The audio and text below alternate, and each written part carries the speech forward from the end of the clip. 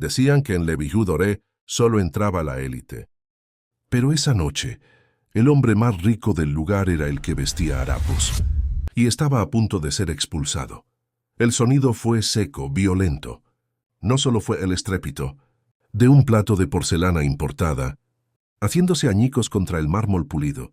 Fue el sonido de la dignidad de un hombre, rompiéndose en 1000 pedazos frente a 50 testigos. El restaurante Le Bijou Doré era una burbuja de opulencia en el corazón de la ciudad.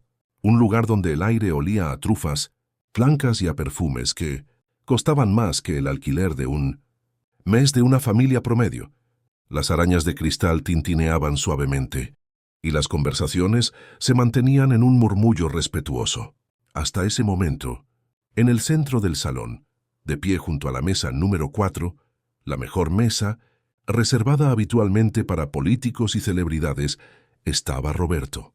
Roberto era el gerente de sala.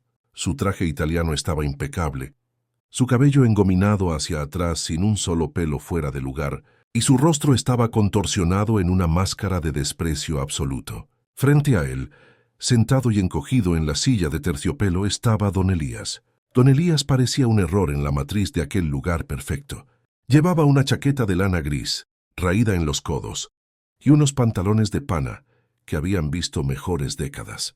Sus manos eran grandes, callosas, con tierra incrustada bajo las uñas, como las de alguien que trabaja la tierra con pasión. Su rostro, surcado de arrugas profundas, mostraba una mezcla de sorpresa y una tristeza antigua. A sus pies, los restos de lo que parecía ser una sopa de langosta manchaban sus viejas botas de trabajo.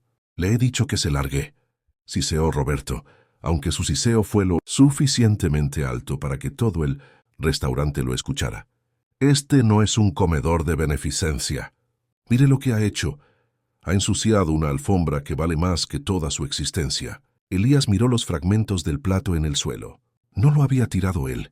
Roberto, en un arrebato de furia al verlo sentado allí, había intentado arrebatarle el plato antes de que pudiera probar bocado, provocando el accidente. Solo quería probar la sopa que tanto le gustaba a mi esposa, dijo Elías con una voz suave, ronca por el desuso. Sus ojos, de un azul acuoso, estaban húmedos. «No me importan sus historias».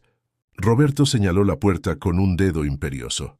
«Fuera, ahora», antes de que llame a seguridad y lo saquen a rastras. Está espantando a la clientela de verdad. El silencio en el restaurante era sepulcral. Los comensales, con sus joyas y sus trajes de diseño, habían dejado de comer. Algunos miraban con disgusto al anciano. Otros, los menos, bajaban la mirada, incómodos ante la brutalidad de la escena. Pero nadie dijo nada. Nadie se movió.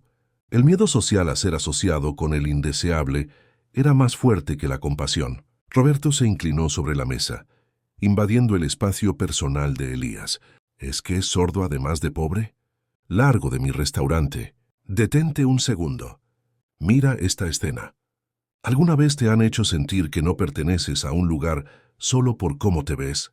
¿Alguna vez has sentido esa mirada que te juzga de arriba abajo sin conocer tu historia? Si es así, respira hondo. Porque lo que Roberto no sabía, lo que nadie en ese lujoso salón podía imaginar, es que estaba cometiendo el error más caro de toda su carrera, y la lección que estaba a punto de recibir la recordaría por el resto de sus días, historias que marcan el corazón. Suscríbete ahora para no perderte el desenlace de esta historia y apoya nuestro contenido con un me gusta. Continuamos. Para entender la magnitud del error de Roberto, hay que entender que era Le Bijou Doré. No era solo un restaurante, era un teatro, un escenario donde la gente rica iba a confirmar que eran ricos. Y Roberto se consideraba el director de esa obra. Él había crecido en un barrio humilde y había pasado toda su vida tratando de borrar ese olor a pobreza de su piel. Ahora, rodeado de lujo, se había convertido en el guardián más feroz de esa puerta dorada. Odiaba todo lo que le recordara su origen. Y don Elías, con su ropa desgastada y sus manos sucias, era un recordatorio viviente de todo lo que Roberto despreciaba. Esa noche, Elías había entrado discretamente.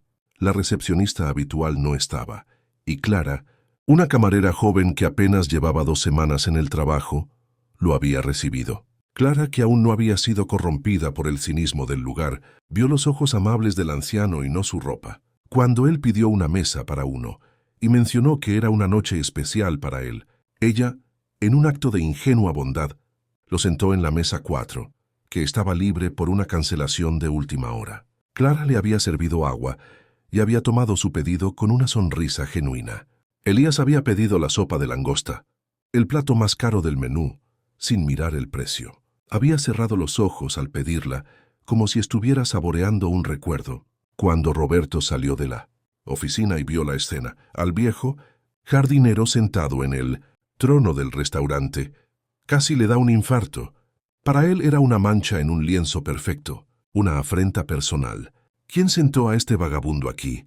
Había rugido Roberto en la cocina, antes de salir como una tormenta hacia la mesa de Elías. Ahora volvemos al presente. Elías intentaba limpiar torpemente la sopa de sus pantalones con una servilleta de tela.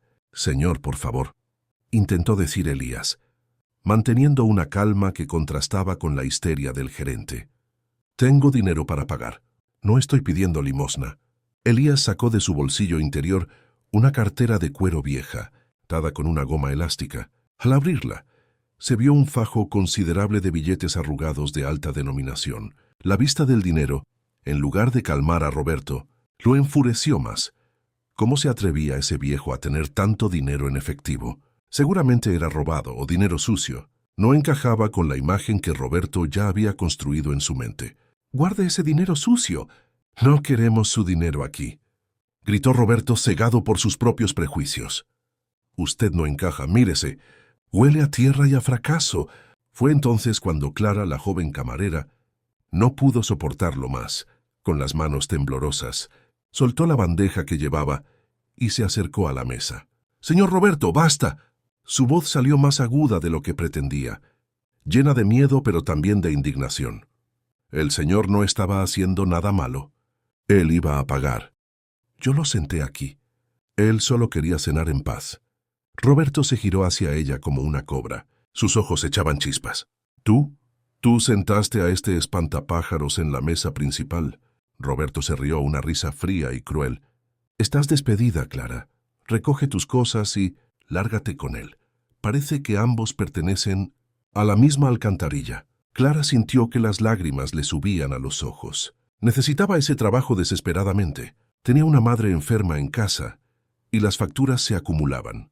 Pero miró a don Elías, que la miraba con una gratitud infinita en sus ojos cansados, y supo que no podía retractarse.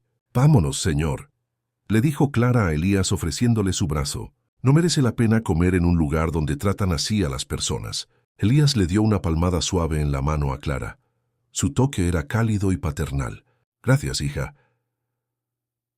Tig, eres muy valiente.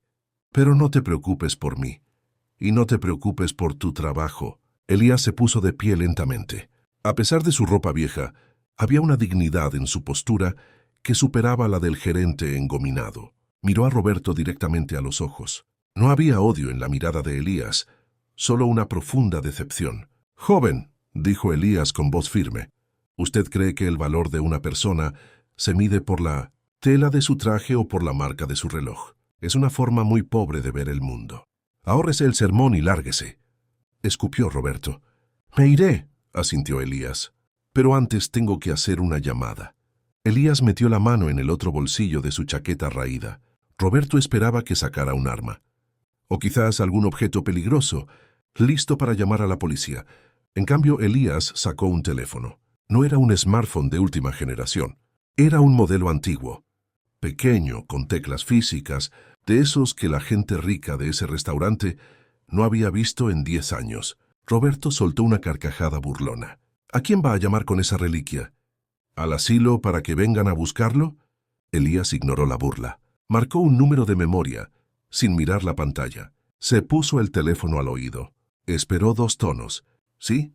Buenas noches». «Sí, soy yo, Elías. Sí, estoy aquí en la sucursal del centro». Hizo una pausa escuchando. No estoy cenando. Ha habido un incidente. El gerente aquí presente parece pensar que no cumplo con los requisitos estéticos para estar en su establecimiento. Roberto empezó a ponerse nervioso. La calma de Elías era antinatural. ¿Con quién estaba hablando con esa familiaridad? Sí, ha sido muy explícito. Ha roto mi plato de sopa y ha despedido a una joven camarera muy amable, solo por defenderme. Sí, entiendo. Muy bien, te espero aquí. Elías colgó el teléfono y lo guardó lentamente en su bolsillo. Volvió a sentarse con una tranquilidad pasmosa, ignorando el caos que había a su alrededor. ¿A quién diablos ha llamado?, exigió saber Roberto, sintiendo un sudor frío recorrerle la espalda. Al dueño, dijo Elías simplemente. ¿Al dueño? Roberto se rió, pero esta vez su risa sonó forzada. Imposible.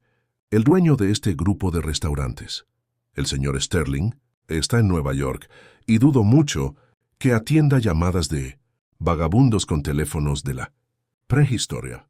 No al dueño que usted conoce, corrigió Elías suavemente. He llamado al dueño del dueño. Pasaron 5 minutos, los 5 minutos más largos de la vida de Roberto. Elías permaneció sentado, con los ojos cerrados, quizás pensando en su esposa, quizás rezando. Clara seguía de pie a su lado, desafiante. El restaurante seguía en un silencio tenso. De repente, las grandes puertas de roble de la entrada se abrieron de golpe. No entró la policía. No entró seguridad. Entró un hombre de unos 50 años, vestido con un traje que costaba más que el coche de Roberto. Tenía el rostro pálido y la respiración agitada como si hubiera corrido. Detrás de él entraron 2 hombres más con aspecto de ejecutivos de alto nivel, con expresiones de pánico. Era el señor Sterling, el mismísimo CEO del grupo gastronómico internacional al que pertenecía, Le Bijou Doré, el jefe supremo de Roberto. Roberto sintió que las piernas le fallaban. ¿Qué hacía el señor Sterling ahí? ¿Había vuelto de Nueva York sin avisar? El señor Sterling no miró a Roberto. Sus ojos buscaron frenéticamente por el salón hasta que se posaron en el anciano de la chaqueta raída, sentado en la mesa 4. El señor Sterling corrió hacia la mesa, casi tropezando en su prisa. «Don Elías, por Dios santo», exclamó el gran CEO con la voz quebrada por la angustia. «¿Se encuentra usted bien? ¿Qué ha pasado?» «Recibí la llamada de la Junta Directiva Central». Roberto se quedó helado. Su cerebro no podía procesar lo que veía. El hombre más poderoso que conocía estaba casi arrodillado ante el vagabundo. Elías abrió los ojos y miró al señor Sterling con calma. «Buenas noches, Arthur. Estoy bien, solo un poco salpicado de sopa. Y un poco triste». El señor Sterling se giró hacia Roberto. La mirada del CEO ya no era de angustia, sino de una furia fría y calculadora que hizo que Roberto deseara desaparecer. «Roberto», dijo el señor Sterling con una voz que cortaba como el hielo, «¿tienes alguna idea de quién es este hombre?» Roberto intentó hablar, pero solo salió un graznido. Negó con la cabeza, aterrorizado. «Este hombre», continuó Sterling, elevando la voz para que todo el restaurante escuchara, «es don Elías Mondragón. Es el fundador y accionista mayoritario de todo nuestro conglomerado global. Él es dueño de este edificio, de este restaurante y de los otros 200 que tenemos alrededor del mundo. Él es mi jefe, y es el hombre que me dio mi primera oportunidad cuando yo no era nadie». Un murmullo de shock recorrió el restaurante. Los comensales miraban con los ojos desorbitados al anciano jardinero. «Y hoy», prosiguió Sterling, señalando la ropa de Elías, «don Elías viene de pasar el día en el vivero municipal, donde ha estado plantando con sus propias manos las rosas favoritas de su difunta esposa, en el aniversario de su muerte. Vino aquí solo para tomar la sopa que a ella le encantaba, para recordarla. ¿Y tú? ¿Tú lo has tratado como a un animal?» La realidad golpeó a Roberto con la fuerza de un tren de mercancías. No solo había humillado a un anciano inocente, había humillado al hombre que firmaba sus cheques, al dueño del imperio. Su arrogancia, su clasismo, su estupidez, estaban ahora expuestos ante todos. Elías se levantó lentamente. Puso una mano callosa sobre el hombro del señor Sterling para calmarlo. «Tranquilo, Arthur». El joven Roberto solo estaba protegiendo la imagen que él cree que este lugar debe tener. Una imagen que, lamentablemente, hemos dejado que se cree. Elías se volvió hacia Roberto, quien estaba temblando visiblemente. «¿Sabes, Roberto?», dijo Elías, Yo nací muy pobre, más pobre de lo que tú puedes imaginar. Trabajé la tierra toda mi vida. Construí este imperio no para humillar a los demás, sino para dar de comer a la gente, para crear momentos de alegría. Cuando veo a alguien como tú, que usa un pequeño poder para aplastar a otros, me doy cuenta de que he fallado en transmitir los valores fundamentales de mi empresa. Don Elías, yo... Lo siento, no sabía, balbuceó Roberto, con lágrimas de pánico en los ojos. Ese es el problema, le cortó Elías suavemente, que no sabías que yo era rico. Si hubiera venido con un traje caro, me habrías besado los pies. Tu respeto no es genuino, es condicional al dinero. Y eso, hijo mío, es la verdadera pobreza. Elías miró al señor Sterling. Arthur, creo que necesitamos un cambio de dirección en este local. El señor Roberto claramente no entiende la filosofía de nuestra casa. Asegúrate de que reciba su liquidación completa. No quiero que le falte nada, pero no puede seguir trabajando cara al público. Quizás un tiempo trabajando en nuestros huertos le ayude a entender el valor del trabajo real y la humildad. Roberto asintió, derrotado, humillado, pero sabiendo que había sacado una lección barata para el daño que había causado. Se retiró de la sala, arrastrando los pies, bajo la mirada de todos los que antes él despreciaba si no vestían de marca. Luego Elías se volvió hacia Clara, que seguía allí, atónita por el giro de los acontecimientos. En cuanto a ti, jovencita, dijo Elías, y su rostro se iluminó con una sonrisa tierna. Tú fuiste la única persona en este salón lleno de gente, rica, que mostró verdadera riqueza, la riqueza del corazón. Tuviste el valor de defender lo correcto, incluso a costa de tu propio sustento. Elías sacó de nuevo su vieja cartera. Esta vez sacó una pequeña tarjeta de visita, simple, blanca, con solo un número de teléfono y un nombre grabado en relieve. Toma esto. Quiero que llames a mi oficina personal mañana. Necesitamos gente como tú en puestos de liderazgo. Gente que entienda que el servicio no es servidumbre y que la dignidad humana no tiene precio. Arthur se encargará de tu formación. Clara tomó la tarjeta con manos temblorosas, sin poder creer lo que estaba pasando. Don Elías miró una última vez el salón del restaurante. Los comensales ahora lo miraban con una mezcla de admiración y vergüenza. Señores, dijo Elías a la sala en general, disfruten de su cena. Y recuerden, la próxima vez que vean a alguien que parece tener menos que ustedes, no lo juzguen. Nunca saben si están frente a un ángel o frente al dueño de todo el edificio. Don Elías se dio la vuelta y salió del restaurante. Con sus botas de trabajo manchadas de sopa, caminando con la cabeza alta, dejando atrás un silencio que esta vez no era de miedo, sino de profunda reflexión. El traje no hace al monje y la cuenta bancaria no hace al hombre. Don Elías nos enseñó que el verdadero poder no grita, no humilla y no necesita demostrar nada. La verdadera grandeza reside en la humildad, en la capacidad de tratar al conserje con el mismo respeto que al CEU. Roberto aprendió por las malas que cuando juzgas a alguien por su apariencia, no estás definiendo quiénes son ellos. Estás definiendo quién eres tú. En un mundo obsesionado con el parecer, atrévete a ser amable.